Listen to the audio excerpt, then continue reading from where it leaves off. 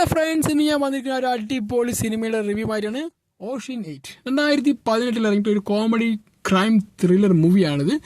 അതിഗംഭീരം പറഞ്ഞാൽ പോരാ. ഇതിപ്പോൾ ആമസോൺ പ്രൈമറിലൊക്കെ കിട്ടും, അത് കാണാൻ പറ്റും. അതിന് ഹോട്ട്സ്റ്റാറിൽ കാണാം, ജിയോ ഹോട്ട്സ്റ്റാറിലെല്ലാം ഈ സിനിമ കാണാൻ പറ്റുന്നതാണ്. ഇതിൻ്റെ മെയിൻ പശ്ചാത്തലം എന്ന് പറയുന്ന കഥയുടെ റോബറിയാണ്. അത് എവിടെ നിന്ന് ചെയ്യുന്നു, എങ്ങനെ ചെയ്യുന്നു, അതിന് എങ്ങനെയൊക്കെ പ്ലാൻ ചെയ്യാം, ഇതാണ് ഈ സിനിമയുടെ മെയിൻ പരിപാടി.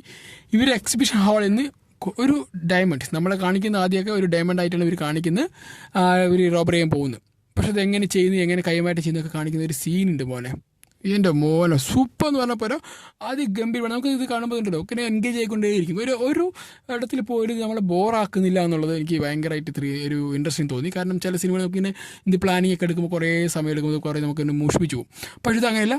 ഈ ഫസ്റ്റ് ഷോട്ട് മുതൽ അവസാന ഷോട്ട് വരെ ഈ സിനിമ നമ്മളിങ്ങനെ പിടിച്ചിരുത്തും. നല്ല രീതിയിൽ നമ്മളിങ്ങനെ എങ്ങനെയാണ് ഇവരത് പ്ലാൻ ചെയ്യുന്നത്, ഏതൊക്കെ രീതിയിൽ എങ്ങനെ ഇവർ പിന്നെ ഹയർ ചെയ്യുന്നുണ്ട് ഓരോരുത്തരുടെ, അതൊക്കെ ഭയങ്കര ഇൻട്രസ്റ്റിംഗ് ആയിട്ടാണ് ഈ സിനിമയിൽ കാണിച്ചിരിക്കുന്നത്. അതിമനോഹരമായിട്ട് ഇവരത് കാണിക്കാനും അത് നമ്മളിലേക്ക് എത്തിക്കാൻ ഈ സിനിമയിൽ കഴിഞ്ഞിട്ടുണ്ട്. പിന്നെ ഇത് എങ്ങനെ ഇത് റോബർ ചെയ്യുന്നു, പിന്നെ അതിനുശേഷം ലാസ്റ്റുള്ളൊരു ട്വിസ്റ്റൊക്കെ ഉണ്ട്. അതൊക്കെ അതിഗംഭീരമായ ട്വിസ്റ്റൊക്കെ തോന്നി.